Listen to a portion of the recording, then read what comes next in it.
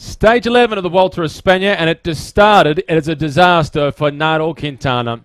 In the space of 24 hours, 2 crashes, this one resulting in his abandonment of the race. A suspected broken collarbone, a sore shoulder to boot, Quintana is on his way home. Steve Morabito from BMC Racing was also in the fall, and he has abandoned the race. Breakaway group of 5 at one point ended up being just 1, with Vasil Kirienka going off the front. At one point, he had an advantage of some 4 minutes, but it was the Katusha team trying to close things in to put Rodriguez in with a chance to try and win the stage and get a time bonus away from Contador. And at the first intermediate sprint, Alejandro Valverde showed his intentions by winning the first intermediate sprint, getting a 3-second time bonus, but Contador, the ever-attentive, finished second. So Valverde closed the gap by just 1 second. The first hour of racing was extremely fast with an average speed of 50 kilometres per hour. And as the riders from the breakaway started to get brought back into the fold, the peloton were making their way towards the final climb of the stage, to the top of the San Miguel. Kirienka survived until the bottom, but not for too much longer. It was then Katusha setting the tempo, as Chris Froome, early in the climb, looked to be under some serious pressure, and was even dangling at the back as his teammate, Dario Cataldo, was setting the tempo at the front. So too was Philip Dagnan, the Irishman.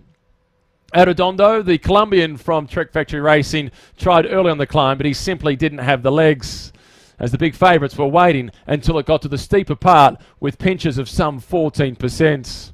While the group was still 20 strong, Froome was getting dropped whilst Cataldo was setting the tempo at the front. Froome clearly was just riding his own individual time trial up the climb.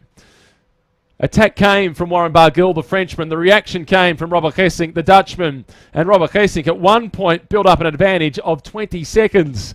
But the main contenders didn't let him get too far away. Was Gorka Izagirre from Movistar setting the tempo for Valverde, whose confidence was continuing to grow as he's now the outright leader of the Movistar squad. Gianpaolo Caruso continued the chasing for Katusha.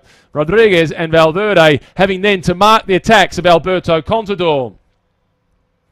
As for Chris Froome, despite having been dropped early, he continued to fight his way back. When Robert Geesink was caught with 1.5 kilometres to go, it was Fabio Aru who was the next to attack.